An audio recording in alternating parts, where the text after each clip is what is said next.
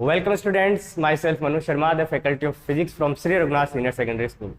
तो बच्चा लोग, अपन क्लास 12th चैप्टर नंबर 1 अपना चल रहा था इलेक्ट्रिक चार्जेस एंड फील्ड, विद्युत आवेश एवं क्षेत्र। इस चैप्टर में अपन ने विद्युत आवेश के बारे में पढ़ लिया था, इलेक्ट्रिक चार्ज क्या होता है, चार्ज की प्रॉपर्टीज अपन ने पढ़ ली थी अच्छे से, फ्रैंकलिन एक्सपेरिमेंट देख लिया था कि आप इंडक्शन से, प्रेरण से कैसे किसी बॉडी पे, किसी निकाय पे आवेश को, चार्ज को कलेक्ट कर सकते हो। उसके बाद में अपन ने देखा था बहुत इंपॉर्टेंट टॉपिक अपना कूलॉम्स लॉ।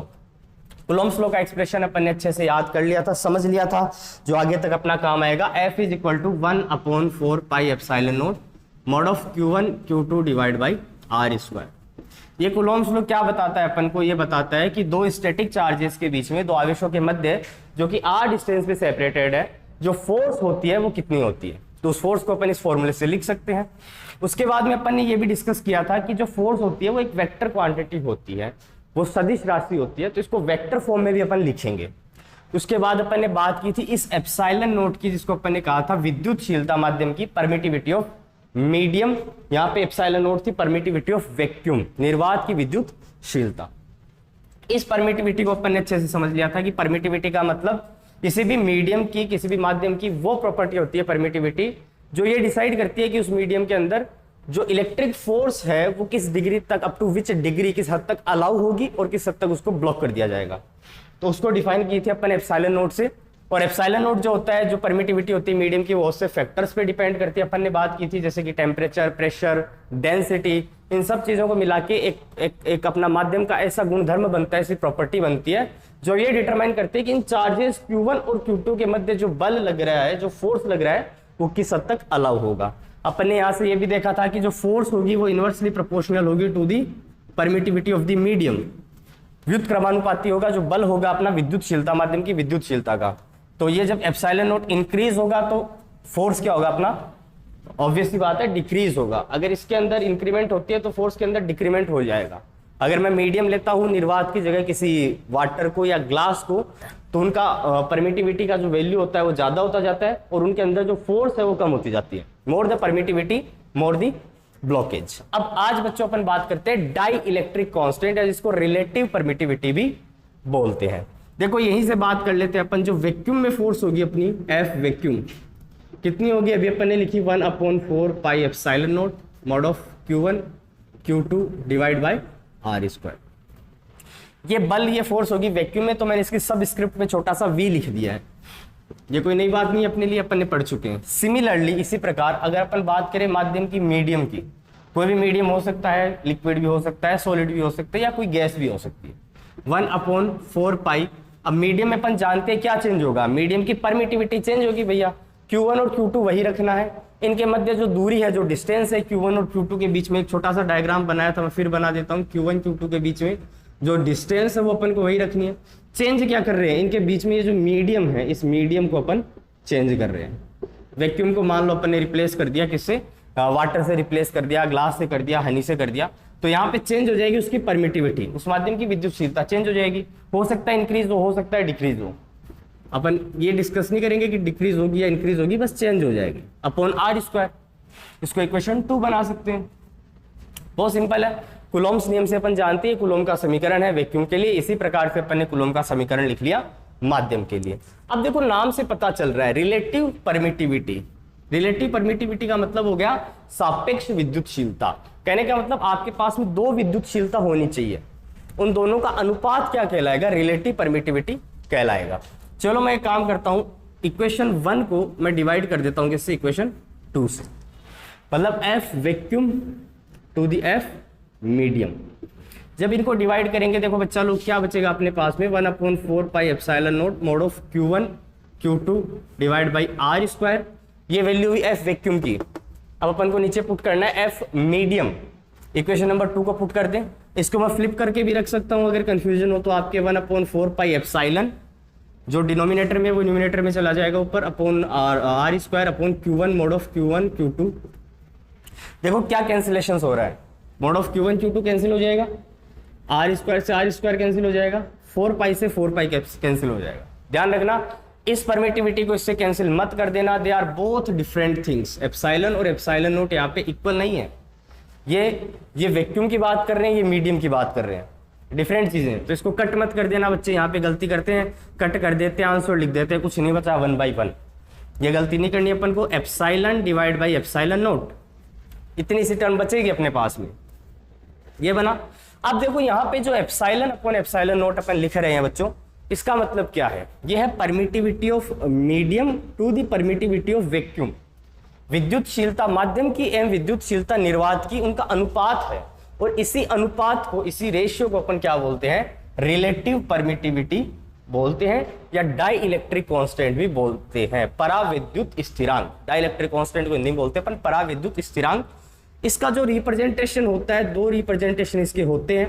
पहला रिप्रेजेंटेशन इसका मैं बोल सकता हूं, ये देखो एप्सिलॉन अपॉन एप्सिलॉन नोट, इसको बोलते हैं एप्सिलॉन आर। ये आर यहाँ पे रिप्रेजेंट करता है रिलेटिविटी को, सापेक्षता को। इसकी विद्युतशीलता किसके सापेक्ष? निर्वात के सापेक्ष, एप्सिलॉन आर। और इस एप्सिलॉन आर का एक दूसरा रिप्रेजेंटेशन भी है जिसको के से रिप्रेजेंट करते हैं। इस चैप्टर में इसको एप्सिलॉन आर से रिप्रेजेंट कर रखा है, नेक्स्ट चैप्टर में अपन इसको के से रिप्रेजेंट करेंगे। अपन ने 2 के पढ़े अभी तक। पहला के अपन ने ये पढ़ा था, that is called Coulomb's constant, 1/4 pi epsilon note. ये कूलॉम्स कांस्टेंट था 9 × 10⁹ और यहाँ पे ये जो के है इस के से डिफरेंट है। तो आपको इसमें, इस चीज में आपको कंफ्यूजन नहीं होनी चाहिए। वो कूलॉम्स कांस्टेंट है और ये डाई इलेक्ट्रिक कांस्टेंट है, रिप्रेजेंटेशन दोनों का सेम होगा। तो अपनी वैल्यू क्या बनी? देखो finally F vacuum to the F medium क्या बनेगा? एप्सिलॉन आर, या मैं इसको के भी बोल सकता हूं। तो इस इक्वेशन से क्या मैं ये बोल सकता हूं कि वैक्यूम जो है, वैक्यूम में तो एफ वैक्यूम जो है बच्चों वो ज्यादा होगा या एफ मीडियम ज्यादा होगा? देखो एफ वैक्यूम यहां से क्या बनेगा? क्रॉस मल्टीप्लाई करने पे epsilon R into F medium, ये इक्वेशन बन रही है अपनी। इस इक्वेशन से मैं क्या ये बोल सकता हूं कि जो मीडियम में फोर्स है, जो किसी माध्यम में बल है, वो वैक्यूम पे जो बल है उससे के टाइम्स या एप्सिलॉन आर टाइम्स कम होगा। देखो F vacuum greater than of F medium, इस इक्वेशन से बात निकल के आ रही है। क्योंकि जब आपने मीडियम में जो बल है, जो फोर्स है, उसको किसी क्वांटिटी एप्सिलॉन आर से मल्टीप्लाई किया है, तब आपको क्या मिला है? वैक्यूम मिला है। इसका मतलब वैक्यूम बड़ा होगा एफ मीडियम से। तो यहां से ये चीज प्रूव होती है कि निर्वात में जो बल है दो आवेशों के मध्य, वो बल, वो फोर्स हमेशा मीडियम के कंपैरिजन में ज्यादा होगी। अगर आपने इन चार्जेस को रख रखा है एयर में या वैक्यूम में, फिर आप इनको रखते हो वाटर में, तो ऑब्वियसली बात है वाटर में रखने पे जो फोर्स होगी वो क्या हो जाएगी? डिक्रीज हो जाएगी। दूसरी बात कि जो एप्सिलॉन आर होता है, जिसको मैंने लिखा एप्सिलॉन अपॉन एप्सिलॉन नोट, ये वैल्यू ऑलवेज ग्रेटर देन 1 होगी। ये ध्यान रखना, ये वैल्यू ऑलवेज ग्रेटर देन 1 होगी। इसका कारण ये है, देखो जो ऊपर अंश के अंदर आपको चीज दिखाई दे रही है न्यूमरेटर में, वो एप्सिलॉन है, और डिनोमिनेटर में आपको हर में एप्सिलॉन नोट दिख रहा है। अब अपन जानते हैं कि परमिटिविटी किसकी ज्यादा होती है? ऑलवेज मीडियम की ज्यादा होती है। मीडियम में ब्लॉकेज ज्यादा होती है फोर्स की, फोर्स को ज्यादा प्रतिरोध करता है जो अपना माध्यम होता है बल को, तो इसलिए ये एप्सिलॉन होगा और ये एप्सिलॉन नोट होगा जो ऑलवेज इससे कम होता है। तो यहां से अपन बोल सकते हैं कि epsilon upon epsilon note always greater than 1। और अगर ये ऑलवेज ग्रेटर देन 1 है, मान लो ये 2 है या 3 है, तो जो मीडियम में जो वैक्यूम की फोर्स है वो मीडियम से 3 टाइम 4 टाइम या k टाइम्स ज्यादा होगी। यहां से पहला रिजल्ट अपना ये निकल के आता है। अब देखिए जो इक्वेशन नंबर अपने पास में 1 है, एफ वैक्यूम। इस इक्वेशन 1 में मैं यहां से वैल्यू पुट करता हूं इसकी एप्सिलॉन नोट की। देखिएगा 1/4 पाई, अपन ने क्या बोला? एप्सिलॉन आर क्या होता है? Epsilon upon epsilon note. तो यहां से इसको थोड़ा सा सोल्व कर ले, एप्सिलॉन नोट कितना आ जाएगा? Epsilon upon epsilon R. क्या ये वैल्यू मैं एप्सिलॉन नोट की इस इक्वेशन 1 में पुट कर सकता हूं? चाहे आप इक्वेशन 1 लेके चलिए चाहे 2 लेके चल दिए, the answer will remain same, क्योंकि आपको वैल्यू पुट करनी है, चाहे आप एप्सिलॉन की कर दीजिए चाहे एप्सिलॉन नोट की कर दीजिए। तो मैंने जब यहां पे मैं वैल्यू पुट करूंगा एप्सिलॉन नोट की, तो देखो क्या वैल्यू पुट होगी? Epsilon upon epsilon R. ये वैल्यू मैंने यहां पे पुट कर दी एप्सिलॉन नोट की। आगे का अपना जो एक्सप्रेशन है वो सेम रहेगा, mod of Q1 Q2 divide by R square. अब देखिए इक्वेशन 2 से इसको कंपेयर करते हैं, इस इक्वेशन को। ये जो 1/4 पाई एप्सिलॉन जो इतनी क्वांटिटी है, ये क्वांटिटी बिल्कुल मैच कर रही है अपनी इक्वेशन 2 से। इसका मतलब मैं इसकी जगह पुट कर सकता हूं, ये डिवाइड बाई एप्सिलॉन आर अपना एज इट इज रहेगा। तो एफ वैक्यूम अपना क्या बनेगा? F medium divide by epsilon R. कहने का मतलब ये है, इसको मैं ऐसे भी लिख सकता हूं, F medium is equal to epsilon R into F vacuum. जो वैक्यूम में जो फोर्स है, जो बल है, बात देखो वही आ रही है वापस, ज्यादा होगी किससे, मीडियम से, वही एप्सिलॉन आर नोट टाइम्स ज्यादा होगी। तो आप चाहे इसमें पुट कीजिए इक्वेशन को, चाहे इसमें पुट कीजिए, आंसर आपको सेम मिलना है। तो अगर के टाइम्स मीडियम में फोर्स ज्यादा है तो के टाइम्स अगर मीडियम में फोर्स ज्यादा है तो परमिटिविटी क्या होगी वैक्यूम की, के टाइम्स डिक्रीज हो जाएगी देन द मीडियम। ये तो बात है, परमिटिविटी क्या होगी, के टाइम्स डिक्रीज हो जाएगी टू द मीडियम। यहां से अपन ये बोल सकते हैं। ये बात हुई डाई इलेक्ट्रिक कांस्टेंट की। The ratio of permittivity of medium to the permittivity of vacuum is known as dielectric constant. एक नंबर की डेफिनेशन एग्जाम में आती है पराविद्युत स्थिरांक की, तो आपको ये डेफिनेशन यहां से लिख के आनी है। तो बच्चे लोग पढ़ते रहिए, साथ साथ में नोट्स बनाते रहिए।